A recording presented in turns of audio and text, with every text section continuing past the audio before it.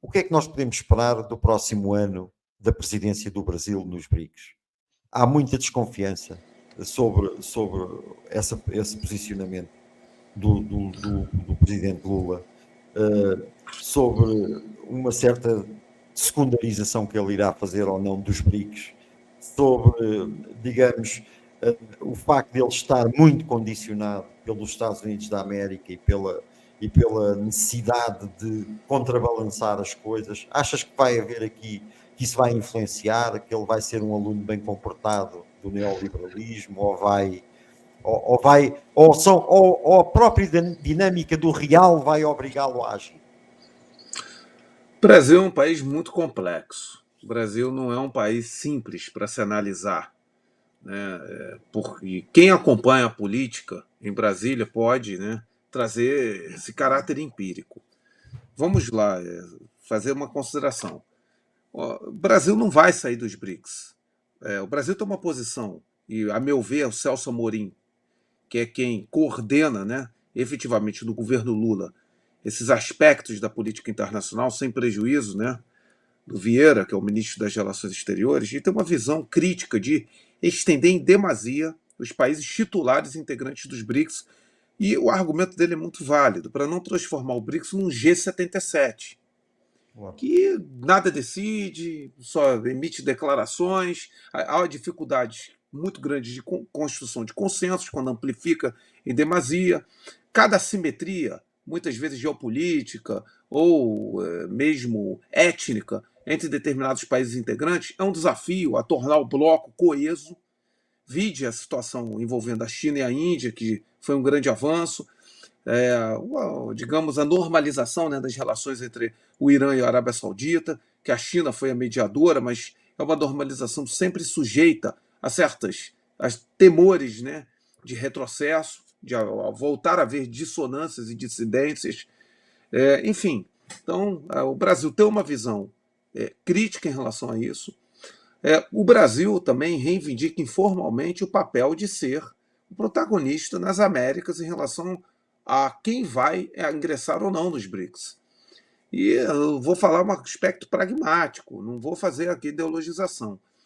As razões do veto da Venezuela. Os vetos da Venezuela foi a crise de Essequibo, que produziu instabilidade na região norte do Brasil, em que o exército brasileiro, de uma forma até muito precária, teve que fazer uma mobilização para a fronteira norte, e um certo temor de utilizar o corredor, ainda que ínfimo, mas em Roraima, para uma eventual aventura militar ali no oeste da Guiana Inglesa, no regime do Maduro, os calotes constantes do regime de Maduro em relação a empresas brasileiras, acordos diversos não cumpridos, e a instabilidade política propriamente dita por fator de política interna de ambos os países, né, ambos os regimes, né, tanto do Brasil quanto em relação ao regime de Maduro, que leva a esses tensionamentos.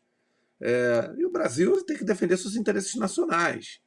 Eu não tenho nada contra a Venezuela, não tenho essa visão esquerda-direita nesse processo.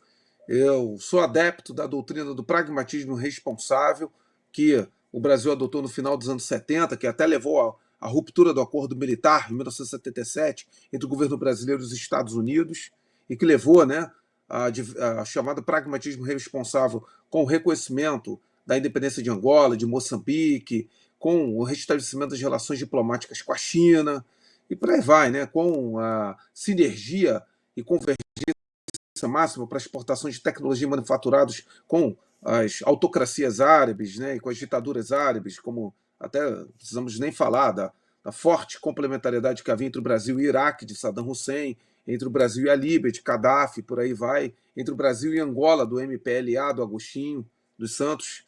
Então, o Brasil precisa ter esse movimento pendular, algo similar à diplomacia do bambu do Vietnã, né? Raízes fincadas e, no caso, pendulando para obter o máximo de seus interesses.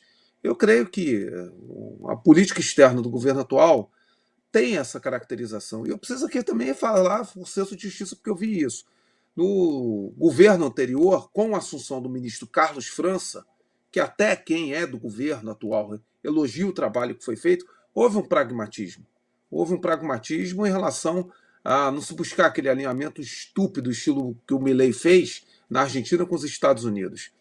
E tanto que o Brasil foi no governo anterior que declarou a neutralidade com a guerra entre a Rússia e a Ucrânia, que eu não estou defendendo o governo anterior. Então, quem me conhece sabe quanto eu sou crítico do governo anterior, eu quero aqui destacar. Mas é importante destacar que são processos, são fatores que vão levando justamente a essa adequação. Agora, aí vamos falar do problema. Nós temos uma mídia corporativa altamente tendenciosa a seguir os interesses norte-americanos. Aí você já viu hoje na jornal o Globo uma repórter, nada contra, o problema é dela, ela está seguindo a linha editorial dela, mas chamando de eixo, novo eixo do mal. Como é que foi, o Arthur? Foi isso O mesmo. Quarteto do Mal? Como é que foi que ela intitulou a matéria? Foi Eixo do Mal 2.0.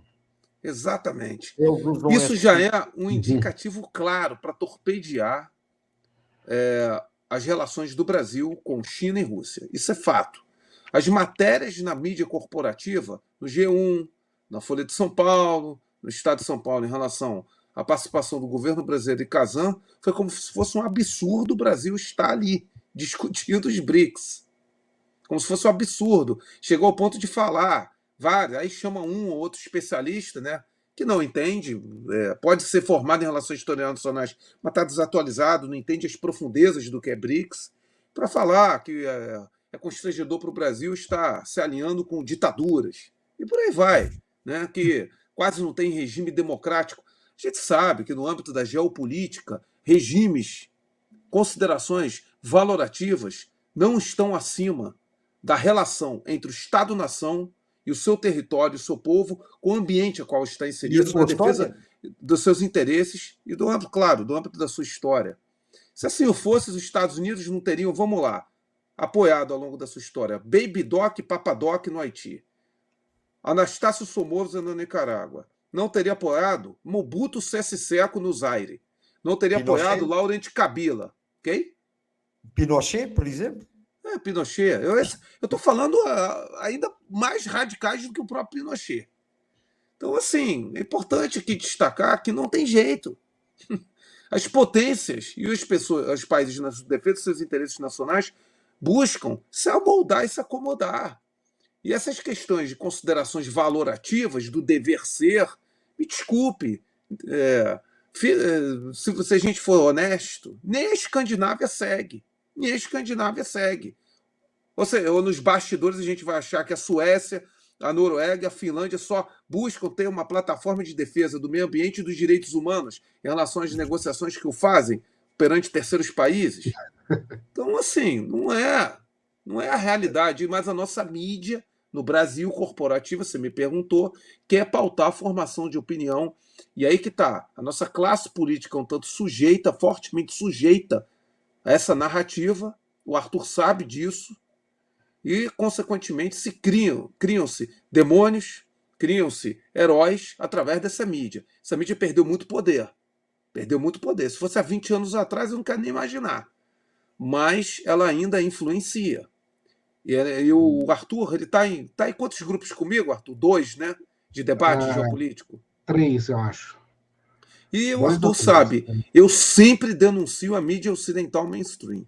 Ele não aguenta mais me ver todo dia ironizando as contradições de narrativa e de matérias panfletárias e de matérias indutivas à desinformação da mídia corporativa brasileira e da mídia ocidental mainstream.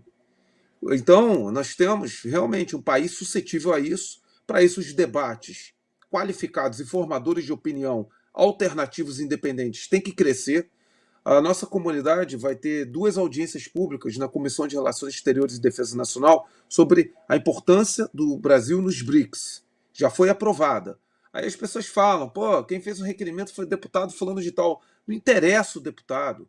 Não interessa. Ainda que ele tenha um viés ideológico que você não concorde, se ele está subscrevendo isso, ele está se propondo, pelo menos, né, a buscar uma visão multilateral do Brasil e não uma visão unilateral do Brasil.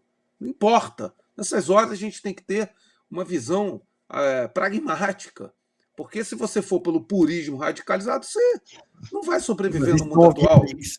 Aí não havia entendeu? BRICS sequer. Os próprios E sequer BRICS haveria não BRICS, havia partidade exatamente, que foi ideológica, não é? criado por um economista do FMI, o Jim O'Neill. Ele que Claro, denominou BRICS. Ele que claro, denominou claro. BRICS. Entendeu? Então, assim, nós E temos foi que ter apoiado pelos maiores bancos dos Estados Unidos e do Ocidente. isso. Então, nós temos que entender os fatores reais de poder. Agora, Claro. realmente, assim, vai ter muita pressão no que vem da mídia. Isso é fato. E de parcela da classe política, que o Arthur sabe do que eu estou falando, que não admite, de forma alguma, o Brasil estar desalinhado dos interesses prevalentes dos Estados Unidos. Que não aceita. E um ou outro debatedor aí de YouTube, que não vou, a gente não precisa mencionar, alguns canais, né, também vão ficar alardeando, ou sites, né, fazendo matérias assim bombásticas, como se o comunismo internacional tivesse invadindo o Brasil. O Arthur sabe do que eu estou falando, né? Então, Nós cabe a cá temos isso nós também. explicarmos e contextualizarmos isso. E assim, olha como o Brasil é complexo e contraditório. Eu não estou defendendo, pelo amor de Deus. Eu estou sendo realista. Muitos parlamentares do próprio PL, da oposição ao governo Lula, são entusiastas dos BRICS. E eu aqui não estou defendendo, não. Pô, pelo amor de Deus, não estou defendendo. Claro. Não estou.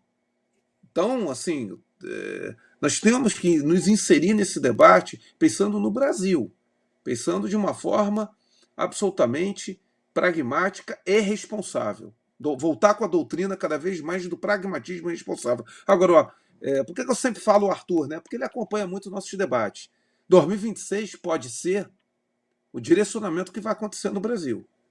Porque se vierem certas alternativas, certos candidatos queridinhos desse mercado globalista neoliberal, aí eu não estou dizendo que vai sair dos BRICS, mas o Brasil vai ficar completamente congelado os BRICS, vai mandar só um assessor, entendeu? Não vai ter assim uma participação como teve, né, no final do governo anterior e no atual governo. Então, isso tudo muito vai depender também das eleições de 2026. Porque, volta a falar, a mídia corporativa não quer o Brasil nos BRICS. Não quer. Isso, Agora, claro. o PIB brasileiro, isso é algo importante destacar, quer. O agronegócio, Arthur pode corroborar, quer e quer muito. A quantidade de empresas fortes do agronegócio no Brasil que comercializam com a Rússia por causa dos fertilizantes é absurda. Muita comitiva de empresário russo vem ao Brasil. Então isso também influencia, né?